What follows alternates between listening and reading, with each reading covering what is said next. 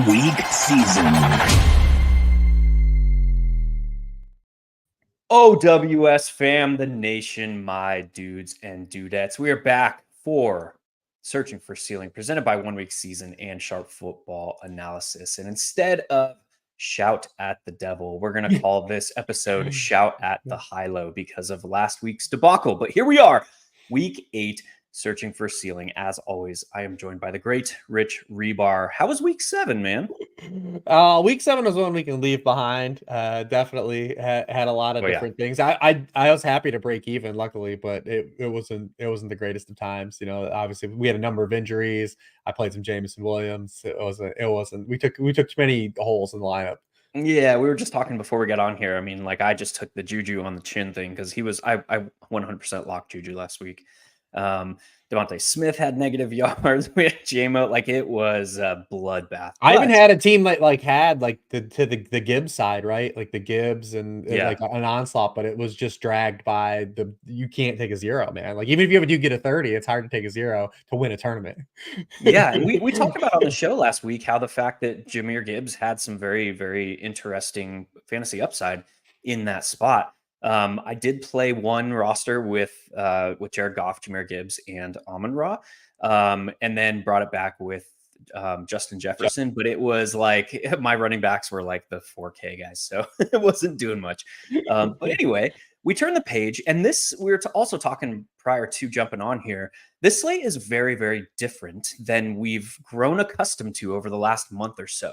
And over the last month or so, we've seen pricing be tight. We've seen very, very sketchy value, and that has led to these 180 points shipping the Millie Maker and 190 points shipping majors. So now we come into this slate where there are very clear spots for value.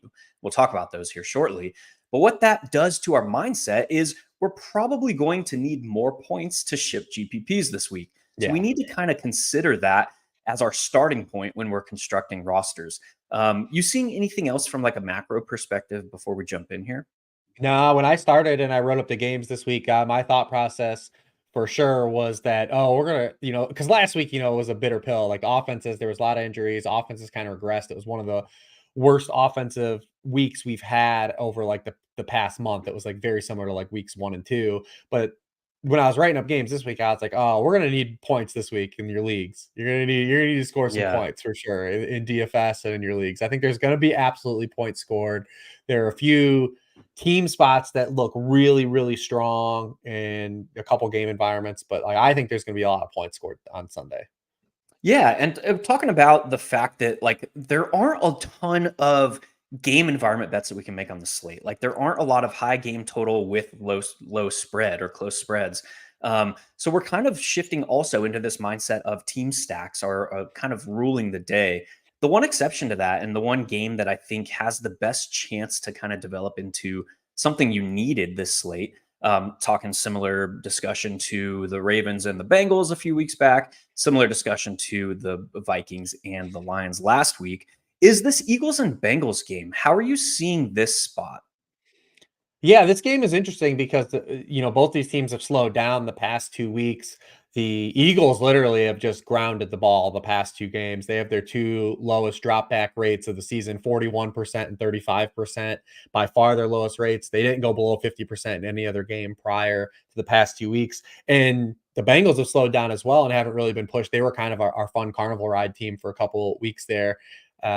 But then you look, it's like, they played two common opponents. They both played the Giants. They both played the Browns. 2 offenses that have been absolutely abysmal this year, haven't pushed a lot of teams, weekly. So we could get that kind of backward because both these defenses, I think we have question marks. We kind of talked about before the show. The Bengals haven't allowed a lot of explosive plays. They actually have allowed the fewest number of 20-yard pass plays in the NFL. And then you look at kind of the passing games that they've played, and it makes sense, like, because they did allow explosive plays against the Ravens and Commanders, but not against the Browns, not against the Giants, not against the Panthers. They did allow one explosive against the Chiefs, the Rashee Rice touchdown, and then not against the Patriots in week 1. So how much is that really Big Lou? I do actually like Big Lou. I think Big Lou's one of the better defensive coordinators. But like, we've seen them have these shootout games, right? So it's like, is this a chance to be more of a shootout game? We've also seen the Eagles at the front of the season. They really struggled defensively. Is the kind of things their rebound actually like course correction. They've moved, Cooper DeJean into the slot. They've been way better on the defensive line, but then you go back just like 3 weeks ago before the bye, and they couldn't stop Tampa Bay. So it's like, is this a spot now where this is the we get the fun shootout game? I think you at least have to approach it for the potential it could. Whether you decide to go under some of the pieces in this game is to be determined, but I think you at least have to approach this as the one game like you could have some real crooked numbers put up here. Yeah, and I think the likeliest spots for those crooked numbers to come are through Saquon Barkley, and I mean the two most expensive guys in this game. Actually, some of the two most expensive guys on the slate, and Jamar Chase. When we're talking about like what takes a game environment into something you had to have, it typically comes through that individual talent, those explosives, something, busted coverage, or Saquon Barkley rushing for another 80-yard touchdown, or Jamar Chase, taking a slant 70 yards to the house. So that's kind of where my interest in this game environment, if I'm attacking the game environment, starts. And I think you can do it with a mini correlation. I don't think you need either quarterback, but very clearly the Bengals are still second in the league in pass rate over expectation. If and the secondary problem to that whole discussion of this game environment is we have two head coaches here and offensive play callers that have not been looking to kind of push the pace on their own, like as you mentioned. So you're kind of there are more paths to failure compared to like the Vikings and the Lions from last week, or the Bengals and the Ravens from a few weeks ago. But I don't the field just doesn't seem to be getting here, particularly with the two really, really expensive guys that we talked about. I feel like every week with Saquon. Yeah, I know, right? He feels like Mike Evans from last year for us. Yeah, and he has probably we'll say one of the most valuable running back roles in the league this year. He's near the top of the league in red zone carries. He's near the top of the league in goal line stuff. He is near the top of the league in snap rate, opportunity share. Like the list goes on and on. So we use that buzzword of that buzz phrase of workhorse. Well, kind of Saquon Barkley is kind of the epitome of the workhorse this season. So love that. Any other secondary interest here? I know that T. Higgins is probably going to get some steam. I got enough to say about T. Higgins, man. I want to hear what your thoughts there are, though. I mean, yeah, I think like Burrow doubles are still in play, because you have like the clear bring back with Saquon if you want to play it that way. I just feel like Higgins is definitely underpriced for his usage.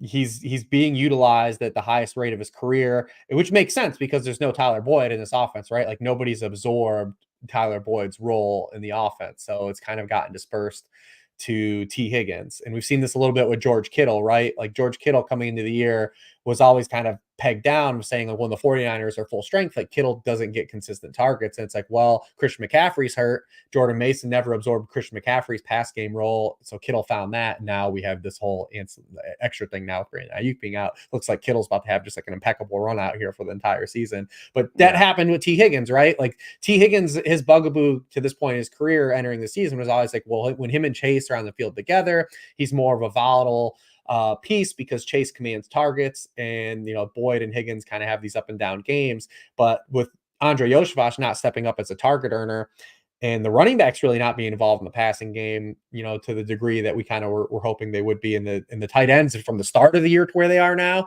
are not really getting the targets either. It's really just turned into a two-man game with the Bengals. And Higgins is actually out targeted Chase, the past 4 games. So it's not like a prestige matchup on the outside against the Eagles, but they will give a lot of yards per target to outside wide receivers. It's just like, from a pricing stance, I do think he is mispriced still from his actual role he's getting. Yeah, laying on the theory to that discussion, T. Higgins has a very robust red zone role. So pairing him with Joe Burrow and then looking to also play Jamar Chase on that roster to get the yardage, because really, if you're playing that 3-person stack, you're going to need a score that kind of puts the slate out of reach. So I like playing all 3 of them together. You can run it back with Saquon or one of the pass catchers if you want. I don't think it's required. I prefer doing it with Saquon, but that's a lot of salary. And so we'll talk about some of the value. It's doable this week, I will say. A lot more than last week. I will say, like the pay down options that we had last week, where you had Juju, and remember we had Juju with like a late injury later in the week too. Had the hamstring come up in the practice reports, and then you had like people were getting to like Whittington and Jalen Coker. Like these are guys that were just they were like very clear kind of punty plays. Yeah. And that this week the pay down options actually feel like players that have some roles outside of maybe the Tampa Bay wide receivers when we get to them. But like Yeah. when you get to like the Cade Ottens, potentially Rashad Bateman and Jose Flowers, Dalton Kincaid on FanDuel, who like someone misclicked the button. No, like, that's like you're tempting. Like they did that for a reason, I think, which is hilarious. It had to be some kind of mistake, man. But the guys that actually are like the pay down options this week, you feel strongly about them. I feel a lot stronger than we were last week. Let's talk about some of those, man. Let's talk about the value, because that is kind of the theme of this slate. Is pricing is a little bit opened up, and I shouldn't say like the majority of the player pricing is still tight, but we had Tampa Bay lose both their top wide receivers on Monday night, meaning pricing had already come out. We had Deshaun Watson go down, and we saw what happened with Cedric Tillman. Cedric Tillman saw 10 first read targets last week. And he was, in my opinion, the like number 2 of the offense behind David Njoku. So there's a lot of interesting. Yes. Well, yeah. And then Jameis targeted Jerry Jeudy on 3 of his first 5 pass attempts, drew a DPI, all kinds of fun stuff going on. Remember Dorian Thompson Robinson and Cedric Tillman, they played in high school together. Oh, that's right, dude. I forgot about that. So yeah, he came, and then of course he got hurt. Shower narrative was in full effect. Yeah, no joke. Let's talk about some of that value. Let's start with the Tampa Bay Buccaneers. I am of the opinion, I'll start us off here. I'm of the opinion that the field is expressing too much certainty in this situation. Now, looking at where does that stem from for me? That stems from their offensive coordinator and Liam Cohen. Liam Cohen obviously is of the Sean McVay coaching tree, extended Gary Kubiak coaching tree. And typically what we've seen, I mean, look at Matt LaFleur, look at Kyle Shanahan, look at Sean McVay. These coaches, look at Zach Robinson. These coaches in this coaching tree have typically made their money for being able to make the in-game adjustments. We saw it in week 1 with Cooper Kupp, and after the Rams lost a bunch of offensive linemen, they went to this quick passing game to move the ball. They knew they couldn't run. That's where this coaching tree is really, really good. They're really good at taking what a team is giving them or what the situation they're put in and adjusting and trying to win a game. Coming into this game, from a game planning perspective, I don't know that Liam Cohen is going to be like, let's lead the league in pass rate over expectation this week, boys. We're going to go out and throw the ball around the yard. Let's do this. Like, I don't think so. That takes a little bit of a hit where they're down a running back. So we're looking at Rachaad White, Sean Tucker. But Bucky already was at practice today, though. He was. Okay. Yeah. So he was. We did get that. We got on here. Okay. So that is good to know as well. Because Bucky Irving is the guy that has the explosives in this offense. Like, yeah, Sean Tucker did it 2 weeks ago where he had these like 130 yards or something on 10 carries on Bucky Irving chalk week. But Bucky Irving is the guy, like, of course, right? But yeah, like Liam Cohen, man, like I don't know if he's going to come into this contest and be like, we're going to go play schoolyard ball and we're going to chuck the ball 40 times. Baker, you got this, dude. I think it's going to be a little bit more run balanced to begin with, at least. And when you look, we just talked about Zach Robinson on the other side. He's not going to be looking to push the game environment. So I'm in this like weird nebulous range with this game where, and then we don't have any certainty with the wide receivers for Tampa. Mm-hmm. And if the field is going to be like 40% Cade Otton, I'm like, well, there might be somewhere else to go here. How are you seeing this game? How are you seeing the Tampa Bay value on the slate? Yeah, I'm glad you started it there too. And one, if you're box score hunting from the matchup these two teams played a couple weeks ago on Thursday, I think you're going to be really disappointed. It's going to be a different game environment for sure.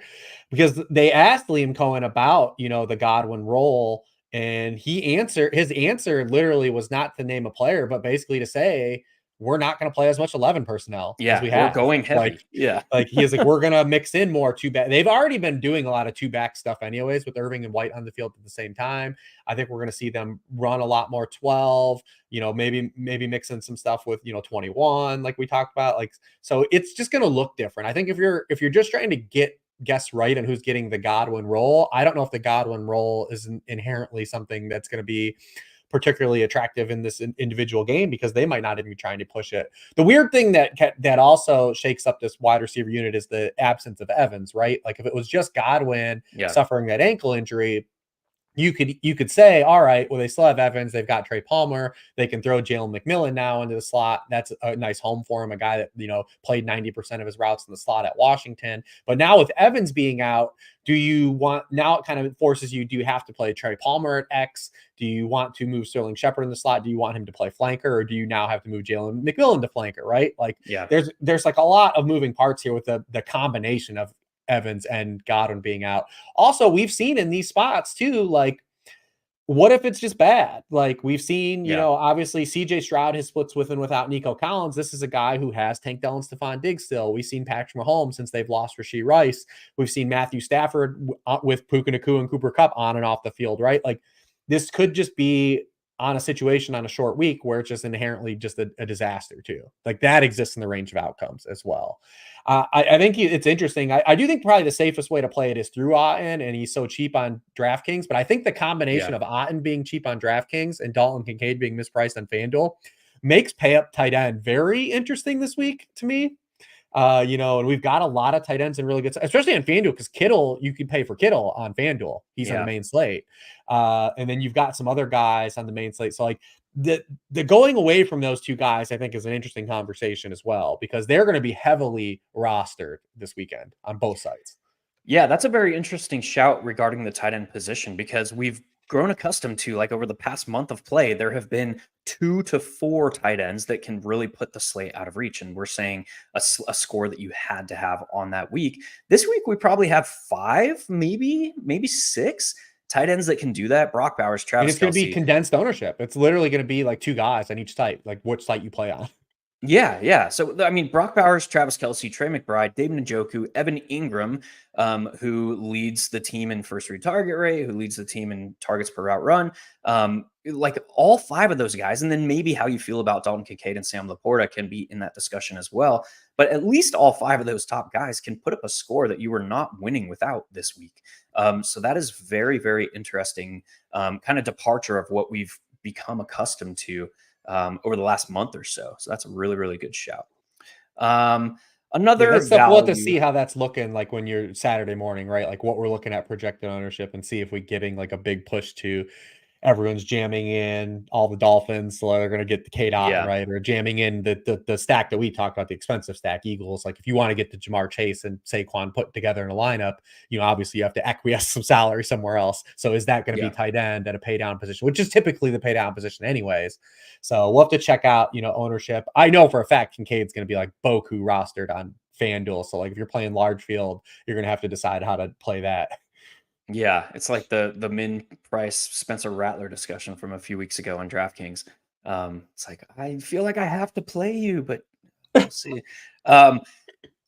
Typically when we talk about value, and this is the same value discussion, where our mind goes directly to a cheap player. Like it's directly tied to salary. But this week we have value in the form of the Miami Dolphins are not priced where they should be, with Tua Tagovailoa coming back from injury. So we've got Tyreek Hill at $7K.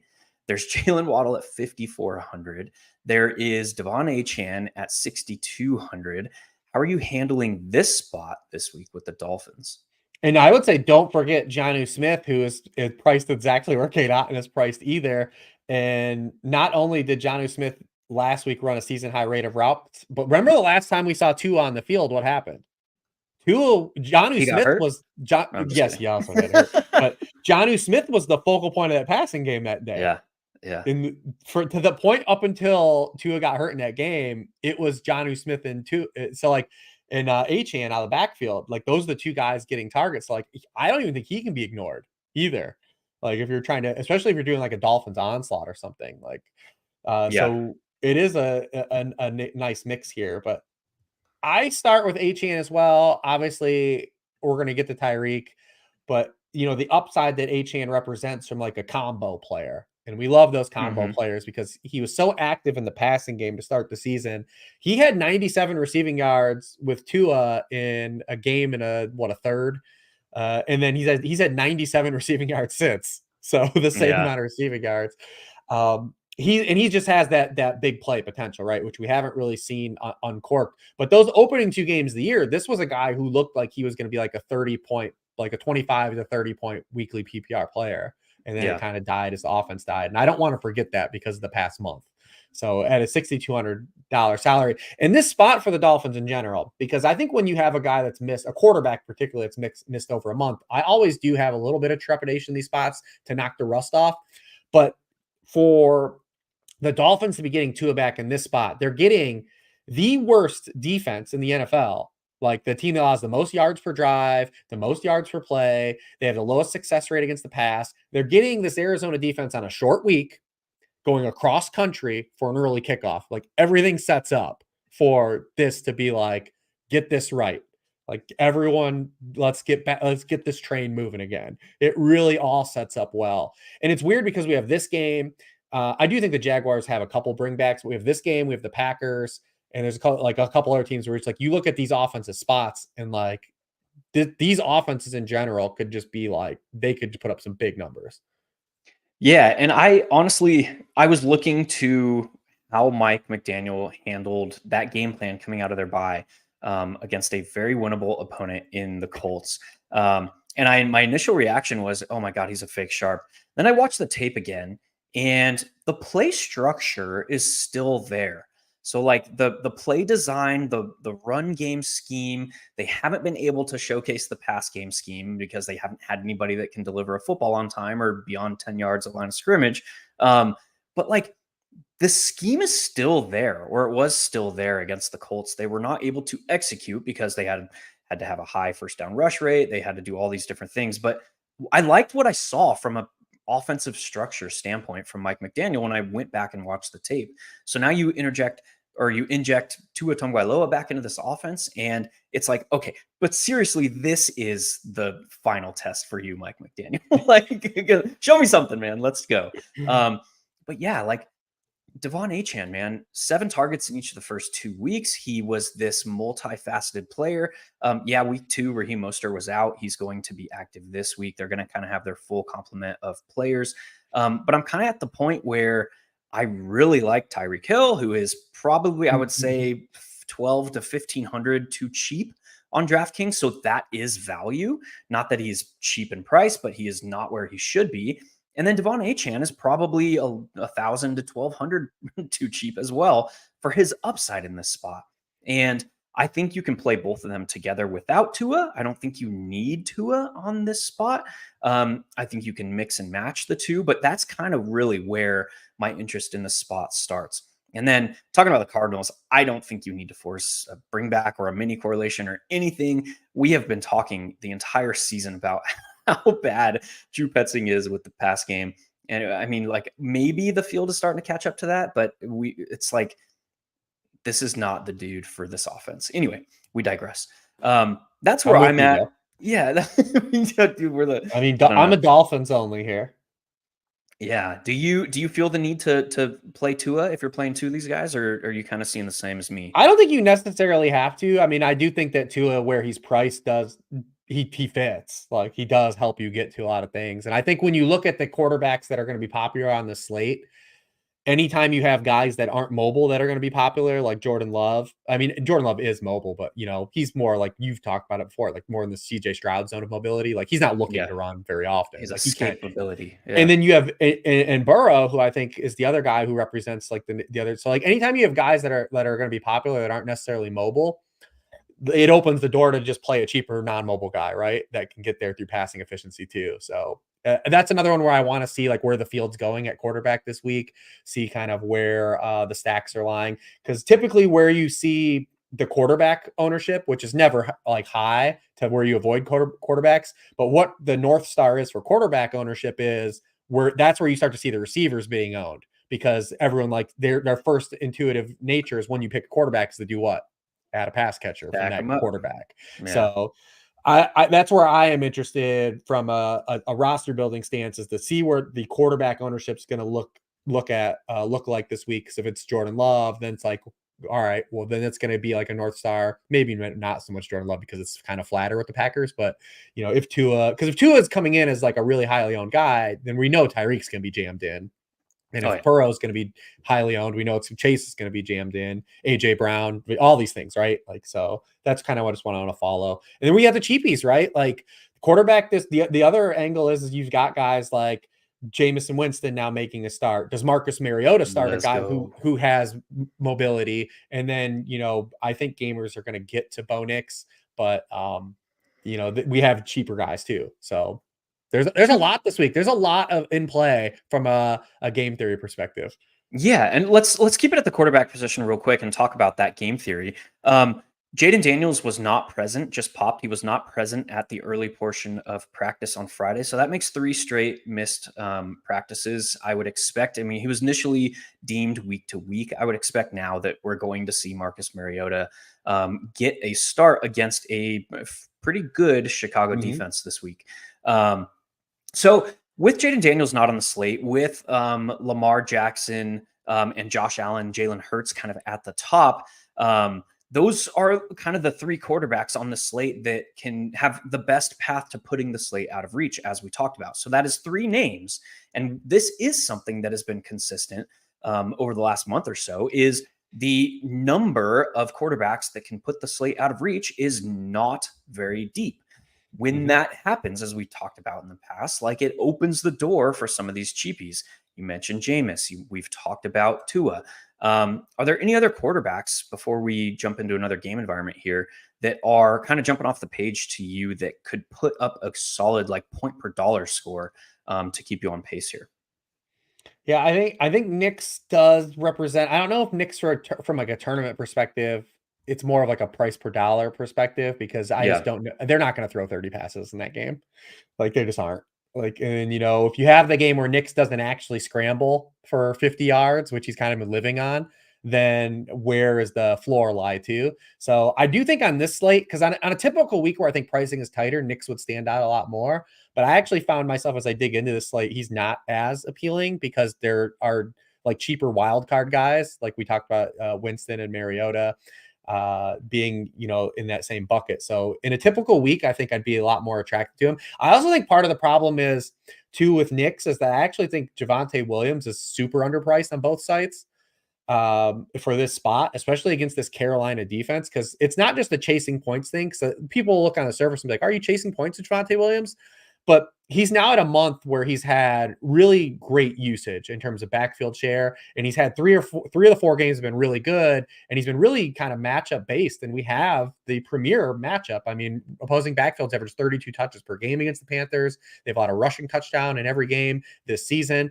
They've allowed 13 touchdowns to running backs already. And they're 28th in points per touch. So not only are running backs getting a lot of touches, they're getting efficient touches. And I just feel like he's going to be really overlooked because people are getting to Knicks. People are getting to Achane at that same price zone. He's also $6K on FanDuel, which is like a site that's like geared toward him. I think Javonte Williams is really good. I know you asked me about the quarterbacks, but led me to that. That led me to why, like reasons though, why these are all reasons why I'm not as into Bo Nix as I originally thought I might be. When we turn the page on the slate, as I got underneath the hood, like I find he's actually he might get squeezed out of my player pool actually. Yeah, and he's the chalkiest quarterback on the slate, isn't he? Like, yeah, probably. I'm with you. I'm with you. All right, let's talk about one more spot for value, and then we'll start talking about some more game environment stuff. Well, we talked about the Bengals and the Eagles, but it's Jameis Winston.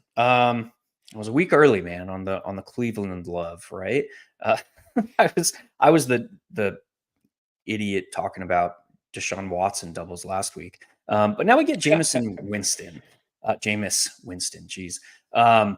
We get the gunslinger. He is back, baby. And there's a lot of interesting aspects of this spot for Cleveland that reminds me a lot of last season.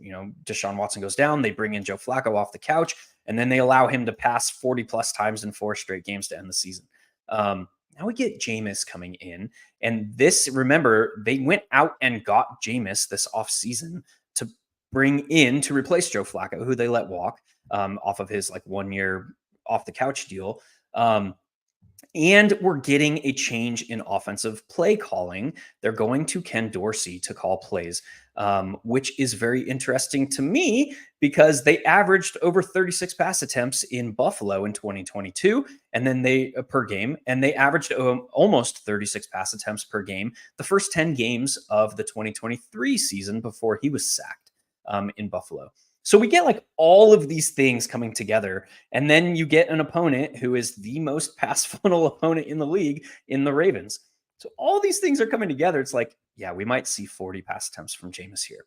Are you seeing a similar situation, or how are you handling the value here present in Cleveland? Yeah, you might not get it to the second half for sure. Like this might be a game where Winston like maybe has like single digit points for like the first half, and you're like, yeah, why did I play this dude? Like this looks terrible, and then you end up getting there in the end. Because the Ravens, like this team, this offense, like I don't even know how you stop these guys at this point. And I know we've seen different iterations of this Baltimore team be really good in the regular season, and it's always going to come down to the playoffs of these guys. But this marriage that they have, the 2-man game they're playing in the run game with Derrick Henry and Lamar Jackson, there was a play they've been putting teams in hell this season. Yeah. And you saw like the play on Monday night where Antoine Winfield just had no idea which dude to take. Like on the long Henry run, like he just kind of froze, and the RPO was like, yeah. And it's like, it was a lot different, when Lamar the past 2 years, remember, like they were trotting out like dudes like Devontae Freeman and Melvin Gordon and the ghost of Le'Veon Bell. Like this is such a different dynamic, this marriage of him and Derrick Henry, and you see it in Derrick Henry splits. I mean, he's literally everything is roses for Derrick Henry. Like he has like his highest like box run rate. He's got his highest rate runs out of shotgun. He says like his highest explosive run rate since like 2020. Like all these things, like this marriage has been just so kismic. And so that just leads to like when the implied score, like the Ravens are going to be ahead in this game. They're going to make the Browns have to score points in this game, which leads to pass attempts late. The Browns do run a lot of play action. They still like the scheme wants to run a lot of play action, and the Ravens are one of the worst play action pass defenses in the NFL. We'll see if the Browns can take advantage of that, but it does open the door here for some points. And then the Ravens also, like we talk about waiting for those garbage time points, which typically we don't do, but garbage time and Jameis Winston are kind of synonymous. But Ravens have allowed 9 passing touchdowns in the fourth quarter this season already.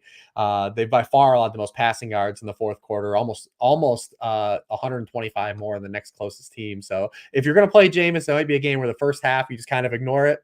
And you kind of let those points trickle in, the second half. You might get like those 2 passing touchdowns late, and you get the bonus late with Jameis Winston. So I'm kind of with you in that one. Yeah, and the way that you led that, I love that you started talking about Derrick Henry first, because like the field is not getting to Derrick Henry. What? Like, yeah, the matchup isn't great on paper. It's kind of a middling average type matchup on paper, but this is still a Baltimore Ravens team that is generating the most yards before contact. Did you care about matchup with this run game? No, I don't. I'm playing Derrick Henry. Like, that's what I'm doing.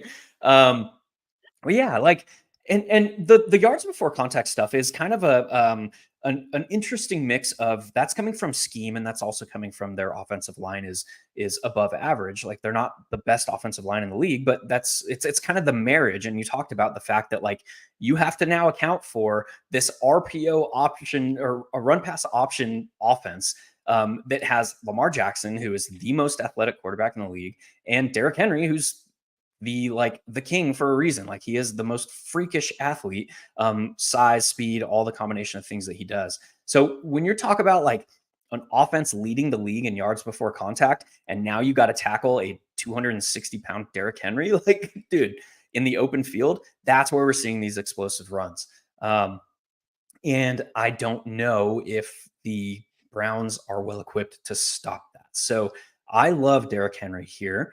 I love pairing it with Jameis Winston doubles. And I actually think that in small field stuff and maybe even in large field stuff, you can mess around with Jameis Winston triple stacks if you want this week. That's what I was going to ask you. What do you do with their? Obviously, we have Njoku, but this, you had the weird splits with Tillman, but like, so how are you Yeah. diagnosing those two guys?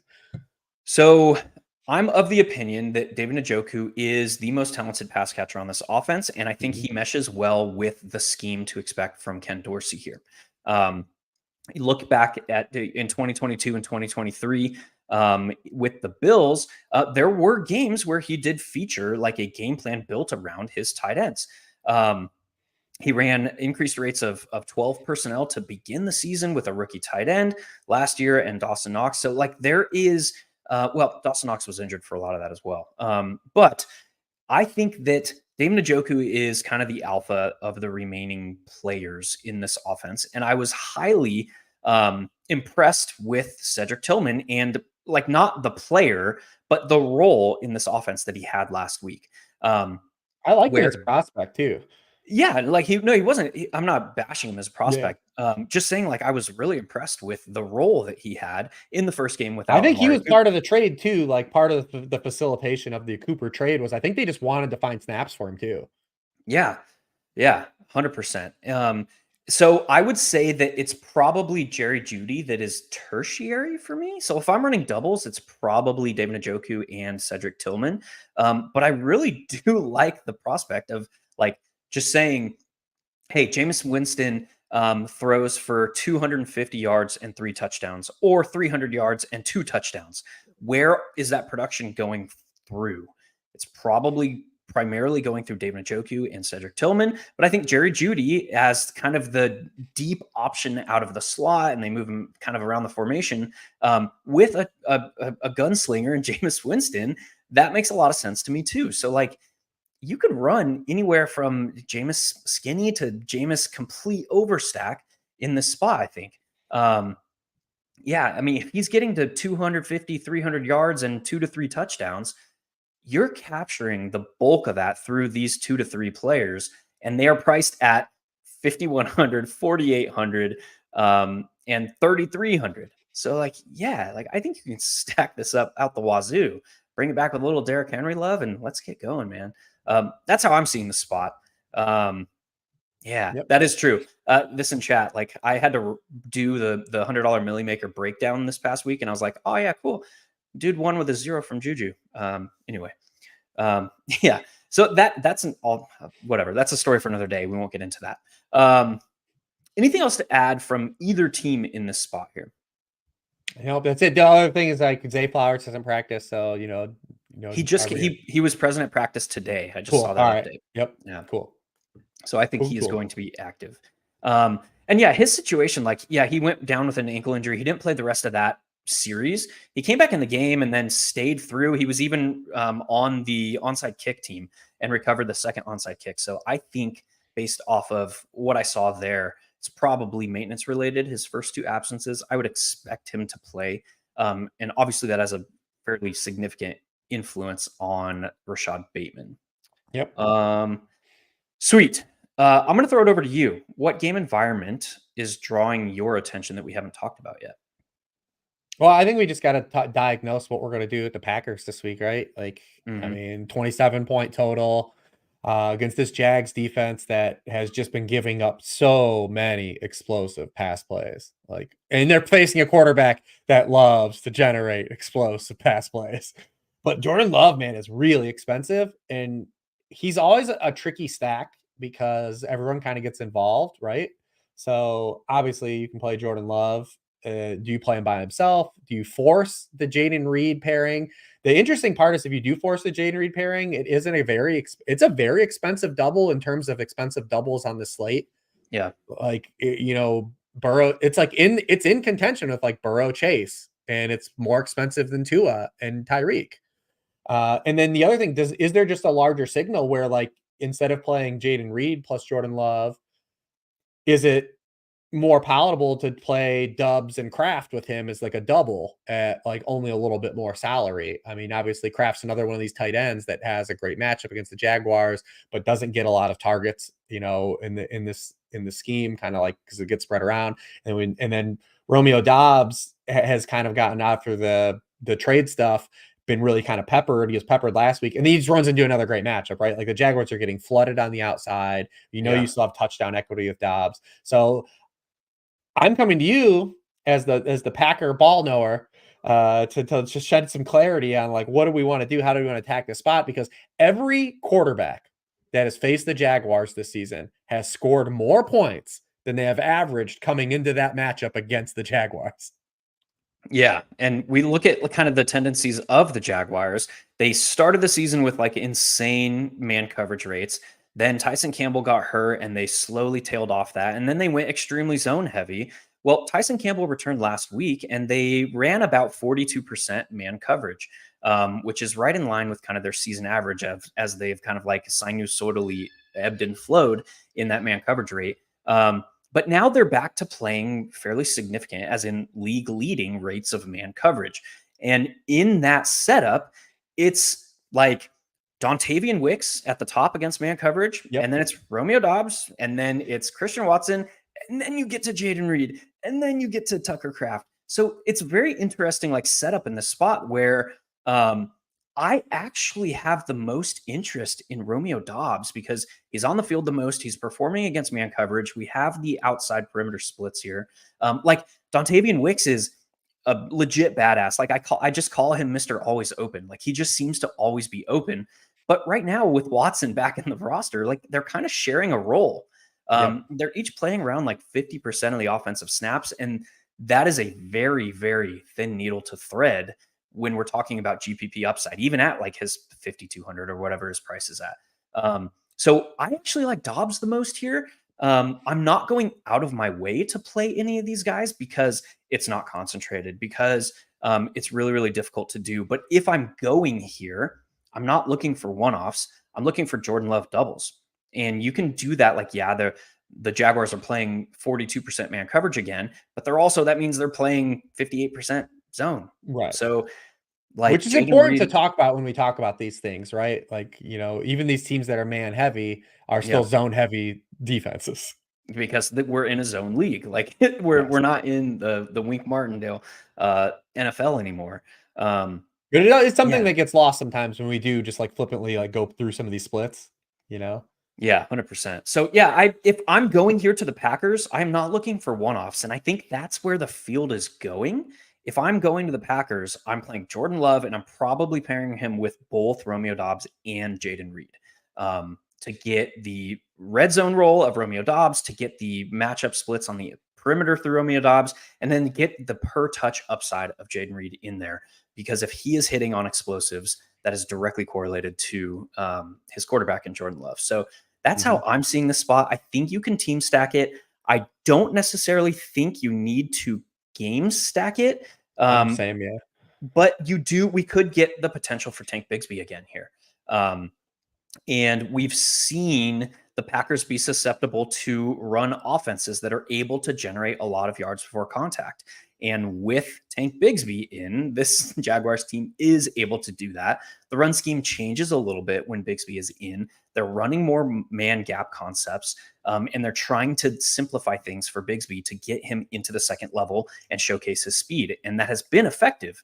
So ETN currently, I think he didn't practice again today. I need to double check. They said he's going to be game time. So game time decision. Yeah. So if we get Bigsby, that's an early kick though. So yeah, if we get Bigsby with no ETN, I would have no problem turning Jordan Love doubles into a game stack with Bigsby.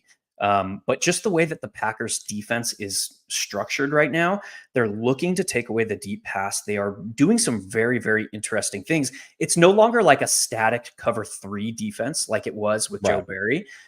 They are mixing and matching, and they're doing a lot of things, creating that havoc. Obviously, they lead the league in turnovers generated. So I don't see the same upside for guys like the Christian Kirk or some of these other pass catchers. I do think Evan Ingram, they've been functioning as like a tight end funnel type intermediate defense. Evan Ingram, I think it should be in that discussion of tight ends that can kind of put the slate out of reach here as well. So that's my stance. That was a long-winded response. No, anything to add to that? No, I'm with you. My first thought was to not have a bring back, and then I was like, oh, there are some pieces if you get it right. I think if I were to if you're going to onslaught it, it's definitely small field where you just hope to get that you get it right. And if the Packers are forced to keep generating explosives, it's going to be because the Jaguars fought back, which means they probably ran the ball and were able to move the football. Like Evan Ingram and Tank Bigsby make the most sense. Yeah. Here's a question. I think it's interesting to talk about. With all this kind of the eyes kind of being on the Browns, and actually, I don't even know if all the eyes are on the Browns right now They're because definitely not. the ownership is not going there. But Lamar Jackson is probably my favorite high price quarterback on the slate. And I think the way to play him is to play Lamar Jackson plus Derrick Henry plus Zay Flowers, and get kind of all of the expected production that we can from that spot, in a spot that should be able to put us some points. That's my answer. You have a favorite high price quarterback here? I mean, it can always be Lamar Jackson the way he's playing Yeah. football this year. So I mean, that's it. I would say, yeah, Hurts and Burrow, I think are really intriguing as well too. But definitely Lamar, because you have all the outs, right? Like you get the rushing. That's typically what we want. Josh Allen, always you can play him too. He's just so expensive, man. Yeah. And that offense has kind of taken the foot off the gas when they're controlling game environments. So Yeah, and um, we've seen the James Cook scoring touchdowns this year. So mhm.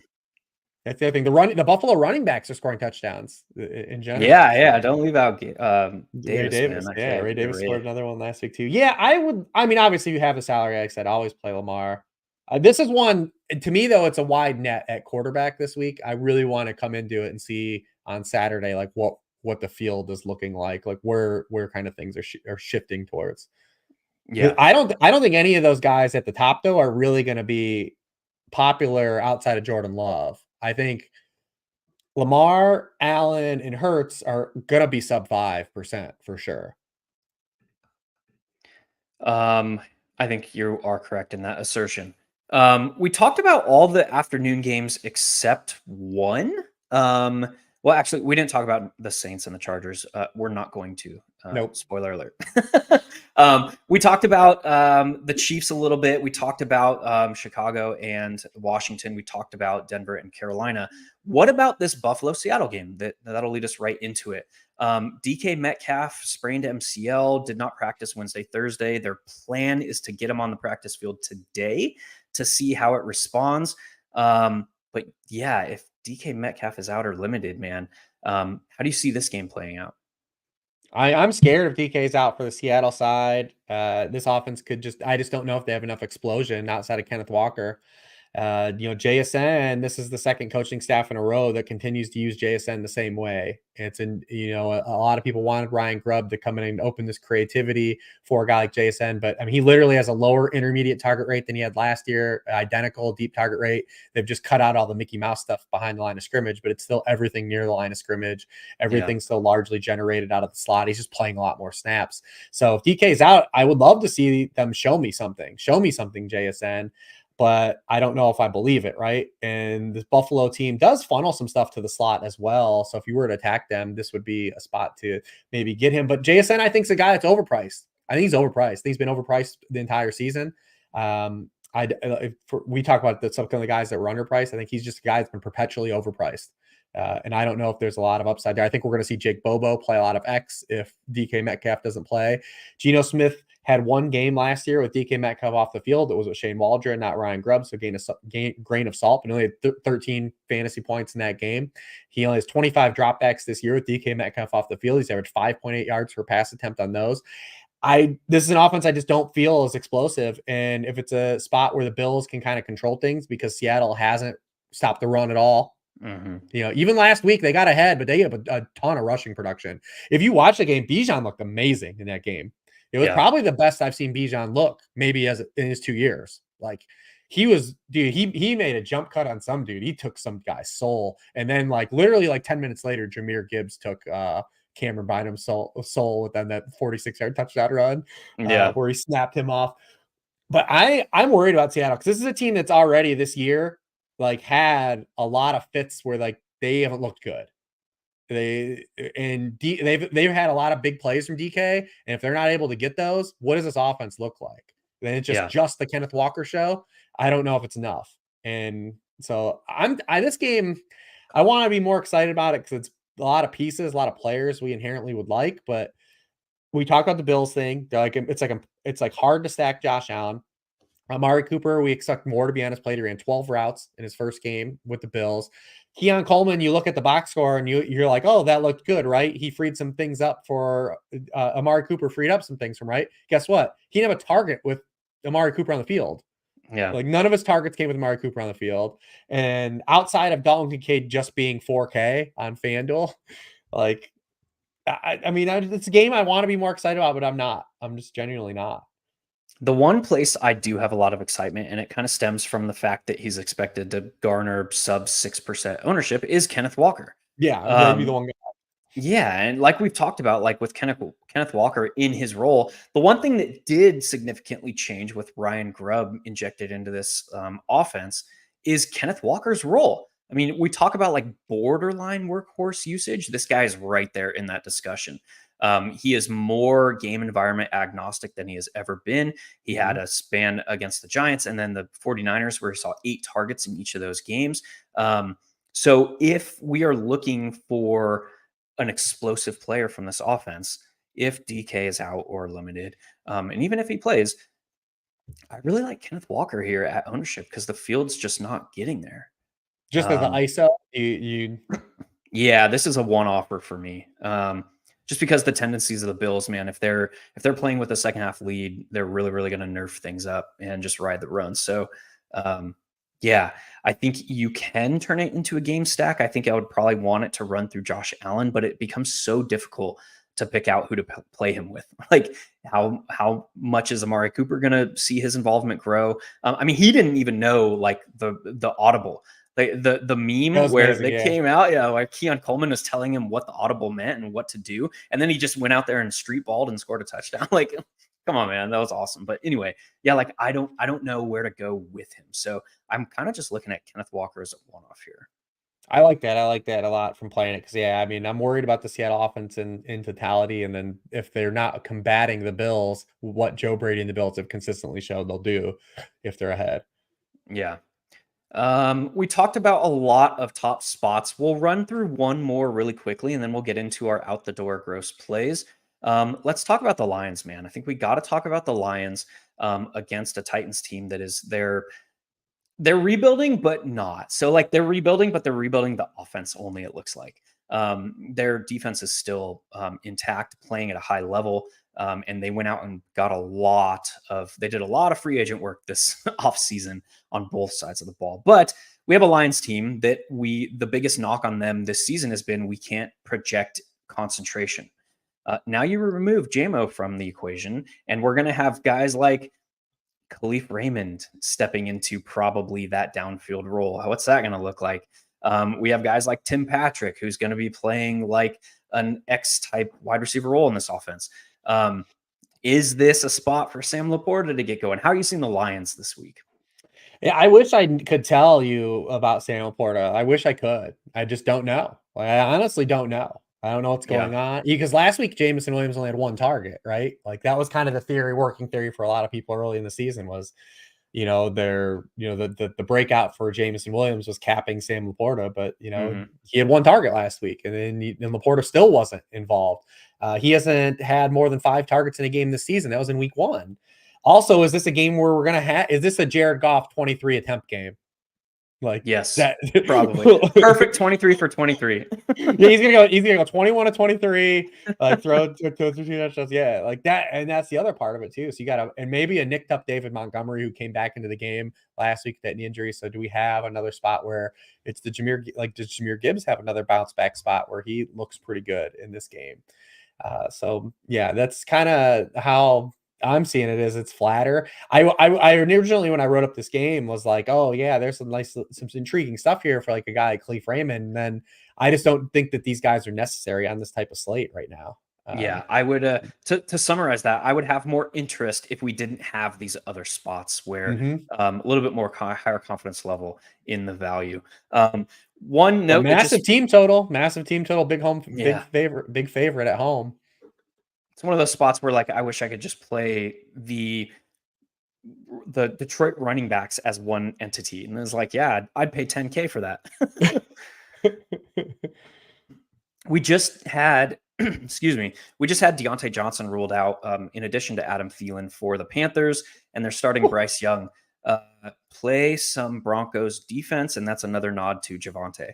Yeah, with Javonte, stack him, baby. Just run the old school running back defense stack, which you don't see very often anymore. Yeah, that is definitely on the table, particularly with Deontay Johnson out. All right, man. We're at the out the door. We're at the out the door. Give me something gross. I want to chew on it for a minute. Well, like I said, Javonte was already on my list, but I got another guy that I think's flying under the radar this week, and it's DeAndre Swift. Another guy in that price zone, right? We talk about like he's in that price zone, and this is the guy that has that dual utilization. Like he's been creating a lot of explosives. First 3 games, only had 1 explosive run. Last 3 games, 11% explosive run rate. He's got 3 touchdowns. He's creating explosives in the past games. He's taken advantage of a couple of good matchups, but he also has that 91-yard game and over 100 yards from scrimmage game against the Jaguars. He really haven't allowed a lot of rushing to anyone else this season. And he's getting another good matchup. Also, this low key is this Washington defense is putting some stuff out here that maybe this is like pass defense is not a pass defense we're going to like extremely pick on. And I was like trying to figure out what's going on with this Washington defense. And I'm looking at things because the last 4 quarterbacks they played, and you could say, all right, well, 3 of the 4 quarterbacks aren't good. Andy Dalton, Kyler Murray, Deshaun Watson. But they also allowed those 3 quarterbacks fewer fantasy points than they had averaged coming in too. So it's not like they weren't even letting those guys get there to their standards, their poor standards. And then Lamar Jackson also scored fewer fantasy points than he did against them. And I'm like, well, what's going on with this defense? What is Dan Quinn cooking up here? And they're 4th in pressure rate the past month. Yeah.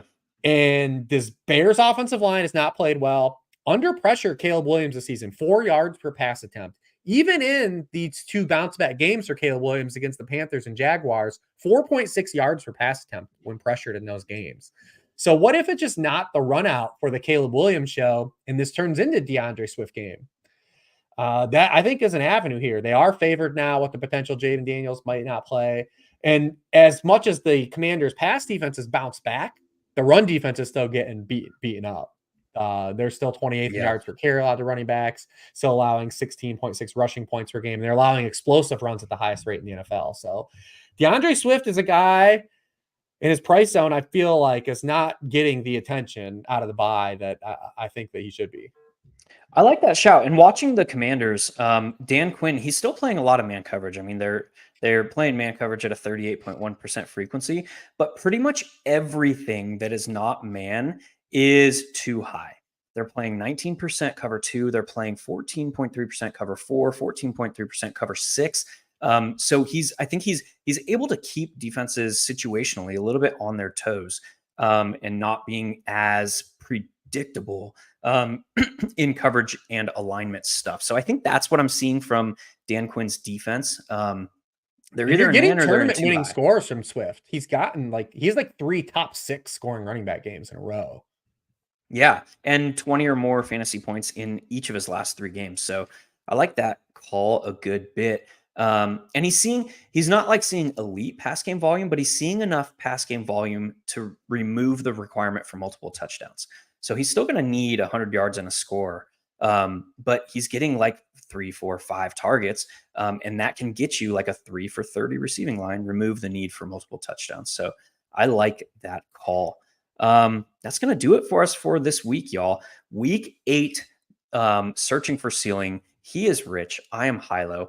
Head on over to 1 Week Season, get signed up for Inner Circle, and get access to all the goodness of the theoretical discussions that are going on over there. Head on over to Sharp Football Analysis. Use code TAKE25 for 25% off anything over there on the site. That'll get you access to everything that Rich is putting up over there. As always, man, this was a distinct pleasure. And until next week, y'all, we will see you at the top of the leaderboards. Peace. 1 Week Season.